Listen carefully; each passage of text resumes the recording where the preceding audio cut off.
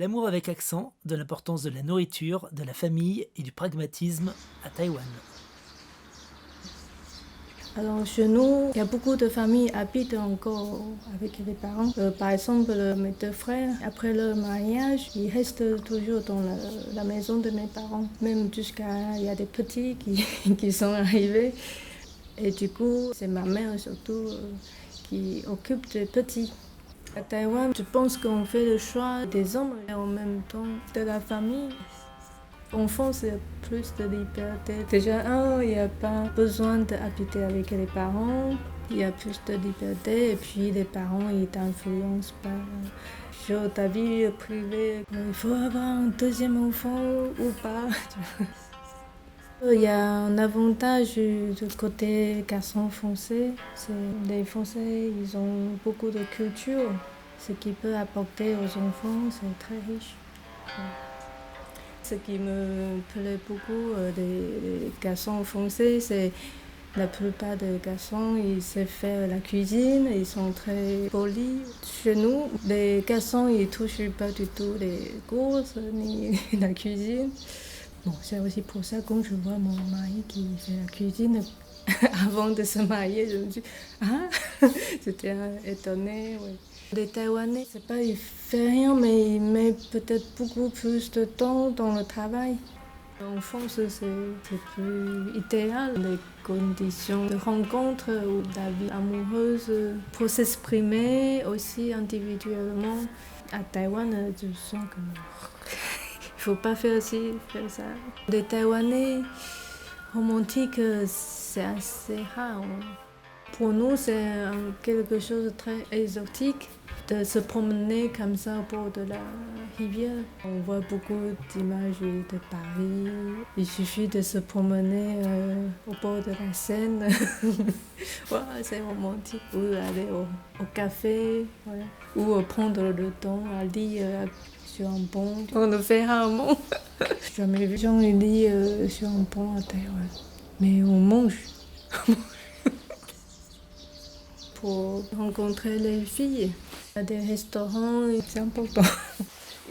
Ça me fait penser à une chose, c'est un moment le métro est construit à Taipei et on pose des questions, quelle sorte de magasin on va mettre tu vois, à l'entrée du métro. Entre une librairie et un restaurant, les Taïwanais ont voté restaurant. Il y a des restaurants, ils appellent le restaurant caca. Et tout fait en forme de caca. Ça, c'est saucisse ou chocolat, mousse au chocolat. Et puis, il y a des restaurants, on appelle restaurant prison. Quand tu entres, tu es attaché tout de suite les mains. Et tu manges dans une lumière très sombre dans les cages. En général, les filles, on n'aime pas trop la porte dans la rue. Même les garçons, ils s'enfuient. Quand j'étais encore à l'université, les deux sorties ont fait le plus pour rencontrer les garçons-filles, d'aller au karaoké et aller faire du bowling. Ou bien c'est des associations, des clubs de rencontres. Après la journée de sortie, ils font la vote. Ils écrivent soit le numéro, soit le nom de garçon ou fille. Et après, ils montrent c'est qui a voté pour qui. La grande différence avec la France, c'est qu'on fait des photos de mariage avec des costumes et tout dans les studios. Et maintenant, il y a des couples, ils partent en Europe ou à Paris pour faire le shooting. Les gens, ils commencent aussi à faire des photos de mariage tout nus. Et aussi, il y en a aller sous la mer.